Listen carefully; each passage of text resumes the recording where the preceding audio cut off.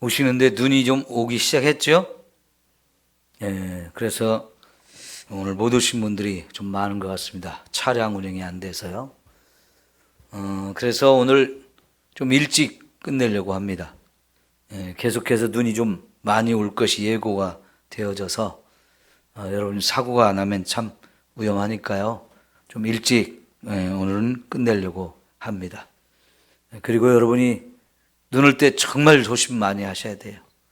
특별히 연세에 드신 분들은 더더욱 조심하셔서 미끄러지지 않도록 바깥 출입 가급적 하지 마시고, 또 눈만 오는 게 아니고 날씨가 엄청 추워진다고 하죠.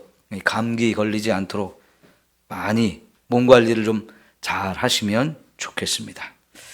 자, 오늘 유대인들의 구원 문제를 지금까지 했던 부분 잠깐 정리 먼저 해볼게요. 유대인들은 원래 하나님이 선택하신, 특별히 선택받은 민족입니다. 그런데 안타깝게도 시간이 지나면서 유대인들의 마음이 점점 완악해지기 시작했죠. 그래서 하나님이 구원자를 보내주신다고 그랬는데, 구원자를 보내줬는데 그 구원자는 믿지 아니하고 여전히 구원자를 기다려요. 그럼 정말 하나님이 또 다른 구원자를 보내주면 그들이 믿을까요? 진짜 구원자를 보내줬는데도 못 알아보고 못 믿은 거, 이게 너무나 큰 죄잖아요. 그래서 결국은 수많은 유대인들이 진짜 하나님이 약속한 메시아를 보내줬는데도 알지 못하고 믿지 못해서 너무나 많은 사람들이 구원을 받지 못했어요. 그럴 때 바울은 첫째는 하나님께서 유대인이라고 해서 다 구원하는 게 아니고 남은 자만 구원한다는 얘기 하셨어요. 남은 자만 구원한다. 그러니까 아무리 선택받은 아브라함의 후손으로 태어났다 할지라도 믿지 않으면 결국은 다 버림을 받는 거지요. 그리고 유대인 가운데 분명히 예수 그리스도, 하나님 보내신 구원자를 믿는 사람들이 있었어요. 근데 결국 그 믿은 사람들은 소수라 할지라도 구원을 받는다 하는 거지요. 자, 그런데 여기에 또 하나의 비밀이 있었는데, 유대인들이 이렇게 예수님을 안 믿고 구원을 받지 못하게 되면서 하나님은 이 구원의 복음을 이방인들에게 넘겨주었다는 거지요. 그런데 이방인들은 처음 이 복음을 접하는데도 불구하고 많은 영혼들이 구원을 받게 됐어요. 그런데 거기에 하나님의 계획이 숨겨져 있었던 거지요. 뭐냐? 이방인들이 구원받는 걸 보면서 결국은 유대인들로 하여금 식이 나게 하는다는 거지요. 그래서 유대인들의 구원, 유대인들 가운데서 시기심에 의해서 결국은 나도 예수 믿어야 되겠다, 나도 저 예수를 믿어서 구원 좀 받아야 되겠다, 이런 사람들이 자꾸 나오게 되어질 거라는 거지요. 근데 이것이 시간이 좀 걸려요. 아직도 예수님을 구주로 영접하고 돌아오는 숫자는 많지 않아요. 그러나 어쨌든 하나님께서는 이방인을 구원하시려고 이 유대인들의 그 완악한 마음, 눈이 멀고 귀가 멀은 상태를 내버려 두셨다 그랬어요. 하나님이 얼마든지 그들의 눈을 열고 귀도 열고 마음으로 깨달아서 돌아올 수 있게 하실 수 있는데, 그들이 그 마음이 완악한 상태로 내버려 두셔가지고 이 구원의 복음이 이방인에게 가서 많은 이방인이 돌아오게 하는 이 놀라운 은혜를 베풀어 주셔서 이방인인 우리에게는 이게 너무나 감사한 거지요. 저와 여러분이 구원받을 수 있는 기회가 주어졌으니까요. 그런데 여기서 하나 더 생각해 볼 것은, 유대인이 넘어져 가지고 그것이 이방인에게 복이 됐죠. 구원도 받고 또 구원받은 이방인들이 정말 신앙생활을 열심히 잘하다 보니까 하나님의 축복도 많이 받았어요. 그죠? 그런데 하나님은요, 이제 유대인들의 마음을 열기 시작해서 유대인들을 돌아오게 할 때가 있는 거예요. 지금 그 얘기를 하고 있어요. 지난주 마지막 부분에 이 부분을 잠깐 얘기를 했거든요. 그러면 유대인들이 넘어졌던 유대인이 돌아올 때 유대인이 넘어지는 것으로 해서 이방인이 영적으로도 구원을 받고 물질적으로도 축복을 받는 이런 은혜가 있었다면, 이방인들이 돌아올 때는 유대인이 다시 돌아올 때는 이방인들이 어떻게 되겠느냐? 이방인의 구원의 문을 하나님이 닫는 게 아니고 더 많이 열어서 더 많은 이방인이 구원받고 또 이방인도 더 엄청난 복을 받게 하신다는 거지요. 여기에 하나님의 엄청난 은혜의 계획이 있었다는 것을 우리가 확인할 수 있었고요. 여기까지가 지난주 11장 15절까지의 말씀이에요. 근데 16절에서 이제 오늘 다시 말씀을 시작하는데요. 자, 거기 처음 말씀하시기를 제사하는 처음 곡식가루가 거룩한 즉 떡덩이도 그러하고 그랬어요. 여러분, 유대인들이 레위기나 민수기에 보면 제사를 드릴 때 곡식가루를 소재로 삼아서 하나님께 가져오거든요. 그러면 곡식가루를 예를 들어서 한 말을 가지고 왔다. 그러면 그 한 말 전체를 제단에 다 올려놓고 불태우는 게 아니었죠. 어떻게 했습니까? 그 곡식가루 한 말이 되지만 거기에서 제사장이 한 웅큼을 쥐는 거예요. 그 많은 곡식가루 중에 한 웅큼을 쥐어가지고 손으로, 그래서 그것을 제단에 제물 위에 올려서 같이 불태우게 된단 말이죠. 그러면 그 한 웅큼 요걸 집어서 이제 하나님께 드림으로 인해서 이것이 거룩하게 하나님께 드려진 제물이 됐습니다. 그러나 이 한 웅큼만 거룩하게 된 것이 아니고 거기서 한 웅큼을 대표적으로 집어서 하나님께 드렸다면 나머지도 다 거룩하다는 거죠. 원래 이것은 하나님께 드리려고 가져온 거예요. 그러니까 하나님께 드리는 것 자체가 여러분 거룩해지는 건데, 거기서 한 웅큼을 집었는데 이 한 웅큼을 하나님께 드린 것은 나머지도 다 드린다는 의미가 돼요. 그래서 이 한 웅큼을 드렸을 때 드려진 그것도 거룩하지만 나머지 이 남아있는 것도 전체가 다 거룩해지는 것이지요. 바로 이 원리를 바울이 말씀하고 있어요. 한 웅큼만 집어서 하나님께 드렸다 할지라도 남아있는 떡덩이 전체도 다 거룩하다. 똑같은 원리가요. 첫 열매를 거두면 그 첫 열매 중에 한 단을 딱 묶어가지고 하나님 앞에 와서 드리라고 그랬죠. 그 한 단, 요것만 하나님께 드려서 요것만 거룩해지는 게 아니고 이번에 거두어야 될 모든 농산물 전체가 다 거룩하게 하나님께 드려진 것이 되어지는 거지요. 여러분, 우리가 11조라는 제물을 하나님께 드리잖아요.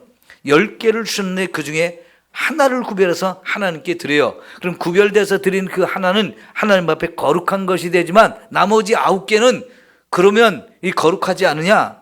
이 하나를 드림으로 인해서 나머지 9개도 다 거룩하게 구별된 겁니다. 그러니까 우리가 그 제물 나머지 9개를 가지고 우리가 생활을 할 때도 그 물질은 귀하게 쓰임 받아야 돼요.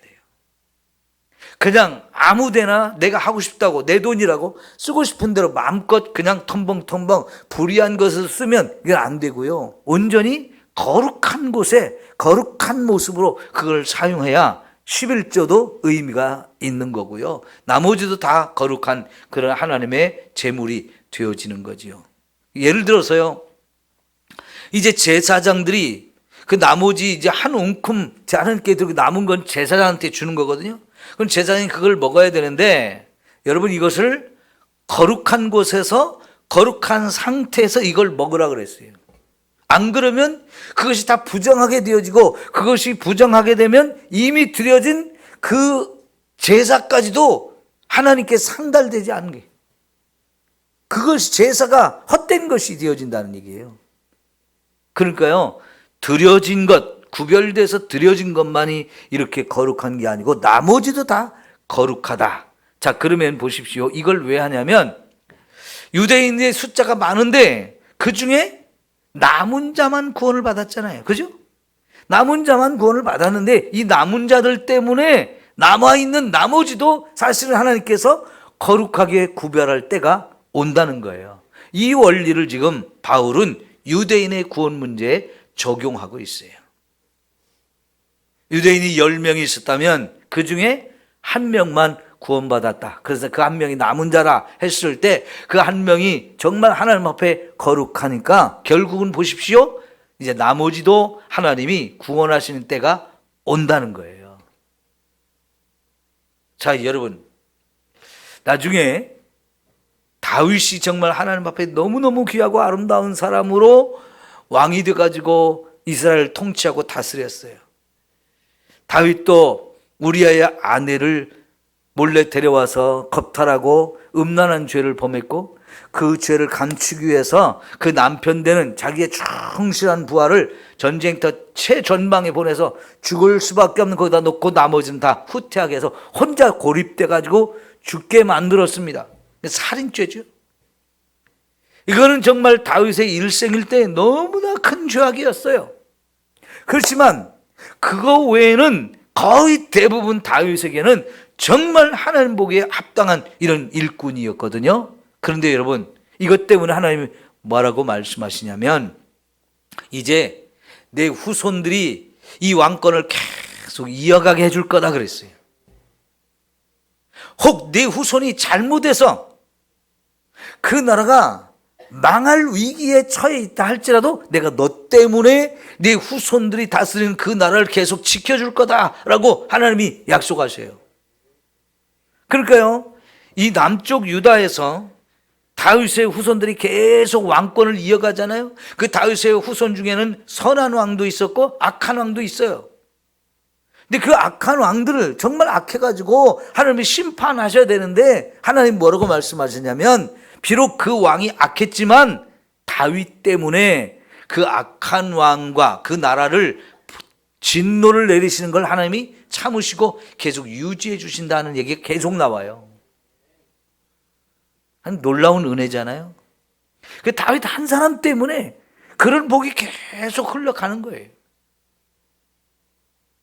하나님은요, 이 남은 자들로 인해서 남은 자만 구원받고 나머지는 다 멸망을 당했는데 그래서 마음이 너무 아파요. 그런데 놀랍게도 하나님은 지금 바울 무슨 원리를 말하면 한 큰 덩어리 속에 겨우 한 움큼 집어서 하나님께 드렸을 때 그 하나만 드려진 그것만 거룩하지 않고 나머지도 거룩해진다라고 말씀하시며 이 원리를 가지고 남아있는 이 남은 자, 남아서 구원받은 그 사람들이 적지만 그 사람들 때문에 나머지도 다 거룩해지는 이런 은혜를 주신다는 거예요.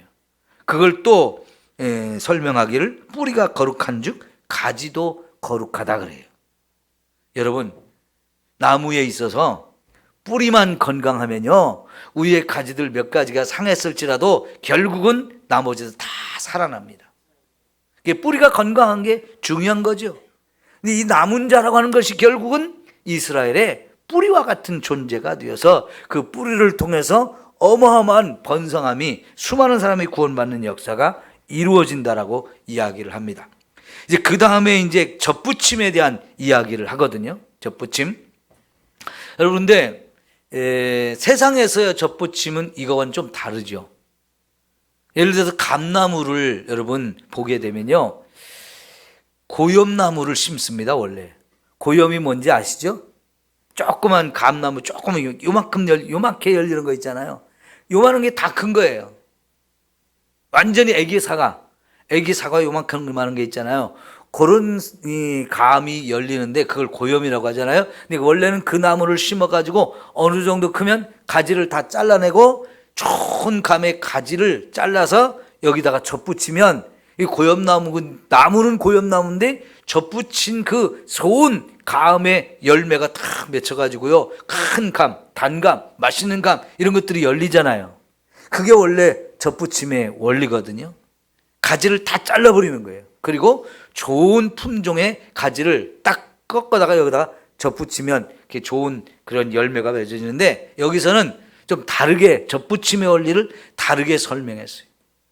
참 감람나무와 돌감람나무가 있는데 참 감람나무는 유대인이고요. 돌감람나무는 이방인이었어요.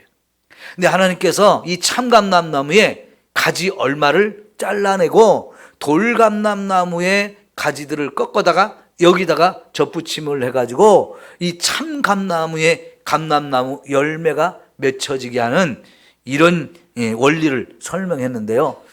세상에서 과일나무 접붙이는 원리와는 좀 다릅니다만은 그래도 바울이 이 유대인과 이방인의 구원의 원리를 이런 식으로 이제 설명을 했거든요.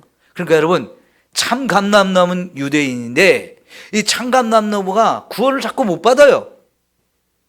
그래서 구원받지 못한 가지를 다 잘라버렸어요. 그 잘린 곳에다가 돌감람나무 가지에 꺾어다가 여기다 접을 붙이는데 이상하게 참 감람나무의 가지들은 몇 개 안 남고요. 다 잘리는 거예요. 몇 개 안 남아요. 그 잘린 가지마다 자꾸 돌감람나무 가지를 갖다가 섞어서 붙이니까요. 이방인들이 많이 구원받았거든요. 자, 여러분, 가지라고 하는 것이 꺾이면 그건 죽는 거잖아요. 그죠? 가지에 뿌리가 있고 줄기가 있는데 그 줄기로부터 떨어져 나간 꺾인 이 가지들은 다 죽는 거예요. 유대인이지만 하나님이 선택한 그 아브라함의 후손이지만 이 열매를 맺지 못하니까 하나님이 과감하게 잘라버리고 제거해버리셨다는 거죠. 여러분, 이게 무서운 거예요. 이게 하나님의 심판입니다. 참 감람나무를 할지라도 하나님이 열매를 맺지 못하는 가지들은 과감하게 잘라버리신다는 거. 이게 너무 중요한 거예요. 오늘 그래서 우리 시작시대에 이렇게 예수님을 통해서 구원받은 이방인들도 예수를 믿으면 당연히 열매를 맺어야 되는 거예요. 진짜 아름다운 열매를 맺어야 되는 거예요. 다시 말하면 신앙생활 제대로 해서 누가 봐도 저 사람 예수 믿는 사람이다. 하나님도 인정하고 사람도 인정할 수 있을 정도로 제대로 신앙생활을 해야 된다는 거예요. 그런데 예수를 믿는다는 이름을 가졌는데 엉터리로 신앙생활한다. 그러면 여러분, 참 감람나무 가지도 아낌없이 하나님이 자르셨는데 돌감람나무 갖다 붙여놨는데 이 열매를 안 맺는다? 그럼 아끼지 않는다는 거예요. 더 아끼지 않는다는 거죠. 참 감람나무 가지도 꺾으셨는데 열매를 맺지 못하는 돌감람나무는 당연히 꺾어버리신다. 이것을 우리가 기억하면 정말 정신을 바짝 차리고 신앙생활을 해야 되겠지요. 그죠? 원래 우리는 돌감람나무였어요. 누구도 저건 맛이 없어서 찾지도 않고 인정하지도 않는 쓸모없는 가지였단 말이죠.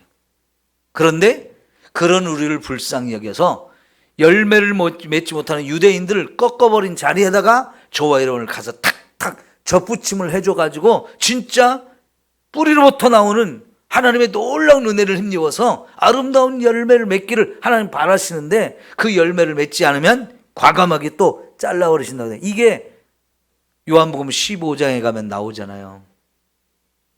나는 참 포도나무여 너희는 가지라 라고 말씀하시면서 참 포도나무에서 이 가지가 열매를 맺지 아니하면 분명히 제거해 버리신다.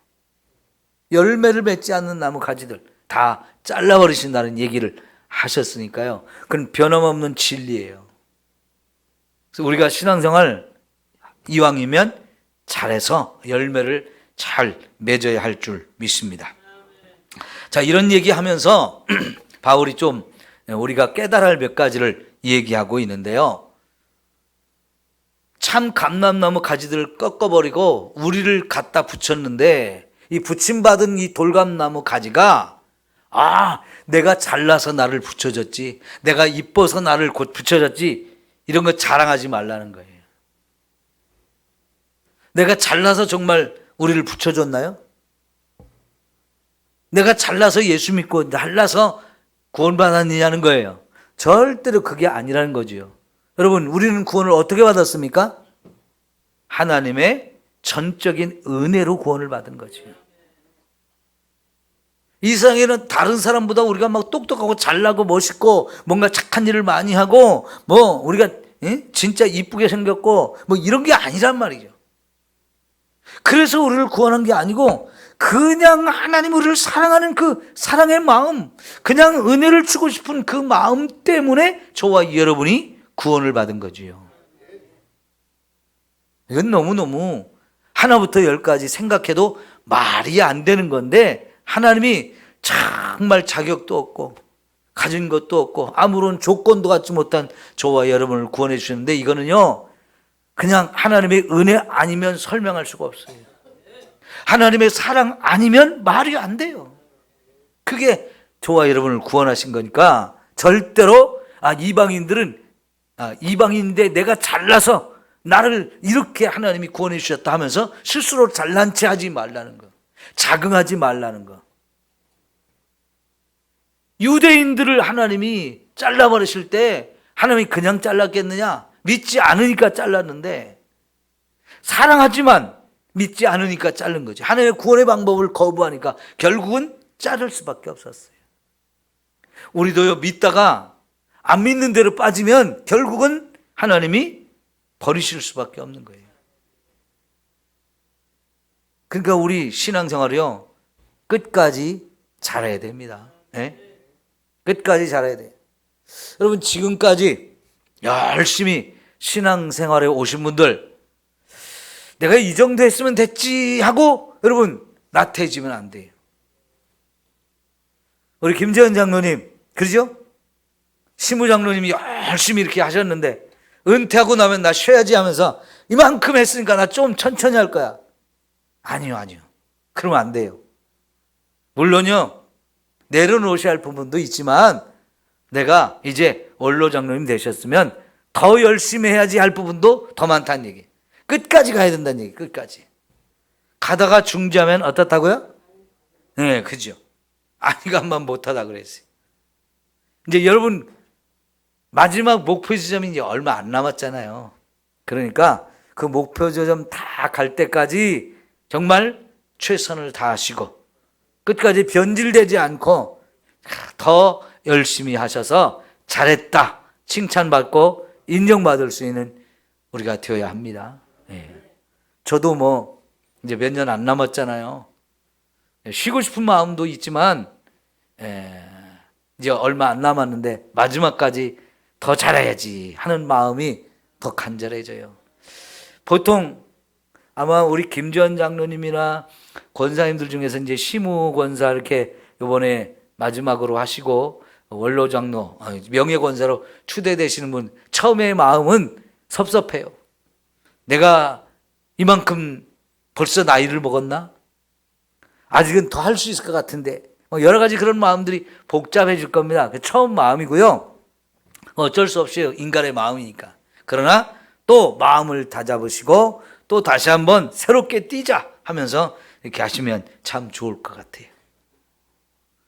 자, 여러분, 하나님께서는요 원 가지도 아끼지 않은 분이신데 돌감나무 갖다가 가지를 접붙였는데 그 열매 안 맺으면 이것도 과감하게 잘라버리신다는 거예요. 첫째는 교만하지 말라는 거였고, 두 번째는 끝까지 열매를 잘 맺는 이런 가지가 되라 하는 거예요. 그리고 마지막, 여러분 이제 23절 봐요. 그들도 믿지 아니하는데 머무르지 아니면 접붙임을 받으리니 이는 그들을 접붙이실 능력이 하나님 안에 있습니다 그랬어요. 믿지 않는데 머무르지 않는다. 이건 뭐냐면 지금까지는 믿지 않는 자리에 있었는데 유대인이 됐든 이방인이 됐든 믿는 자가 되어지면 그 꺾여진 것이라도 다시 갖다 접붙일 수 있는 능력이 하나님께 있다는 거예요. 물론요, 나무는 꺾어진 채로 좀 시간이 지나면 다 말라버려서 접붙일 수가 없어요. 그죠? 그러나 하나님은요, 이 꺾여진 가지인데 나 이제라도 예수 믿겠습니다. 아이고 이제 알았어요. 예수님이 구원자인 거 이제 알았어요. 하는 사람이 있으면 얼마든지 다시 가서 접붙여서 그 생명을 다시 줄 수 있는 이런 능력이 하나님께 있다는 거예요. 여러분, 이게 이제 마지막으로 바울이 말하고 싶은 얘기예요. 오늘 우리가 보았던 말씀의 마지막.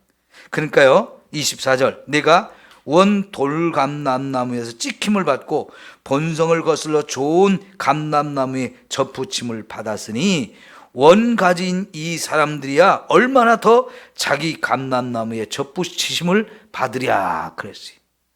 원 감람나무 가지였는데 열매를 맺지 않고 잘라버렸어요. 그리고 그 자리에다가 돌감람나무 가지다가 가지를 꺾어다가 여기다 접붙여가지고 돌감람나무들이 막 참감람나무의 열매를 막 맺을 수 있는 이 놀라운 은혜를 주셨단 말이죠. 그런데 이 꺾여진 원래의 참감람나무 가지들이 가만히 보니까 이방인 놈들이 저거 구원받을 수 없는 것들이 막 구원받아가지고 저렇게 축복을 받네. 식이 나게 한다고 그랬죠. 그 식이 나가지고 아이고 나도 예수 믿어야 되겠어. 예수가 정말 참 구원자인가 봐. 하나님이 보내신 메시아가 맞는가 비요. 이러고 돌아오면 다 붙여준다는 거예요. 그런 능력이 하나님께 있다는 겁니다. 그러면 이거는 누구를 얘기하는 거예요? 유대인들을 말하는 거예요. 하나님이요, 이 유대인들을 포기하지 않으시는 분이라는 거예요. 말을 안 들어서 한때는 다 잘라버렸지만 그 잘라버린 사람들이 예수를 믿겠다고 하면 얼마든지 하나님이 구원의 은혜를 주신다는 겁니다. 그 구원의 은혜를 이제 25절부터 더 구체적으로 마지막에 설명하는 부분 딱 나오고 이제 로마서 11장이 끝이 나거든요. 그거는 다음 주에 보도록 하겠습니다. 오늘 여기까지 하고요. 기도하는 시간을 갖겠는데, 자, 그러니까 여러분, 하나님의 부르심에는 후회하심이 없다는 찬송 요즘 많이 불렀죠? 네, 하나님이요, 유대인들을 선택해서 자기 백성으로 구원해 주셨는데, 이 하나님의 구원이 싫다고 자꾸만 딴 길로 가는 거예요. 하나님 메시아를 보내줬는데도 그 메시아가 아니라고 자꾸 거부하는 거예요. 하나님이 보냈는데 왜 이렇게 거부하는 거예요? 이게 어리석어서 그러는 거죠.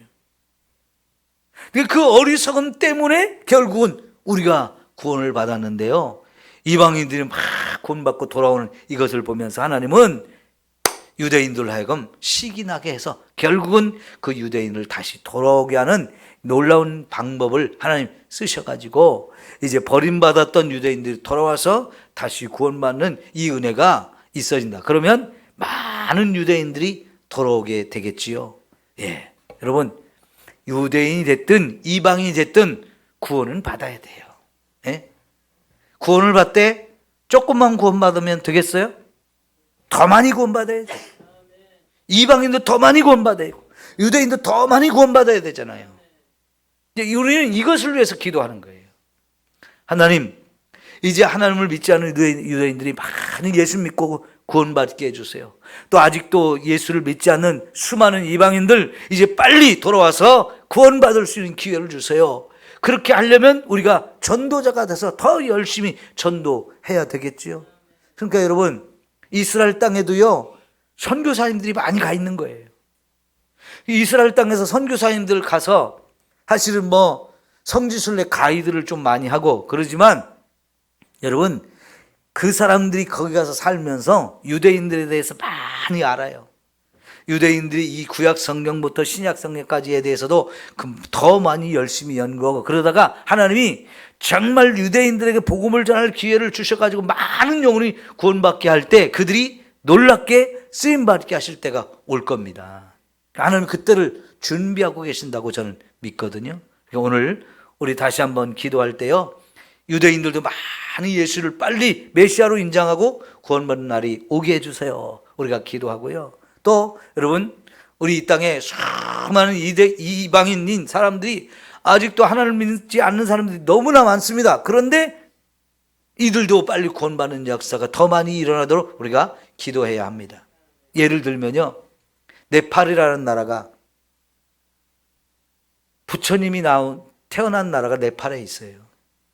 조그만 나라지만 그래도 거기가 불교가 처음 시작된 곳이거든요. 근데 네팔도 사실은 불교세는 약하고 힌두교가 굉장히 강해요. 그런데 여러분, 지금 네팔에서 강력한 기독교의 부흥이 일어나고 있어요. 정말 많은 교회들이 세워지고 있고, 특별히 한국 교회 선교사들이 거기 가서 정말 많은 영혼이 구원받는 데 큰 역할을 해서 이게 워낙 유명해가지고요, 영국의 BBC라고 하는 방송에서 그걸 취재해가지고 영국 BBC에서 방송도 했거든요. 근데 네팔이라는 나라가요, 종교를 개종하는 일을 법으로 금지시킨 나라거든요.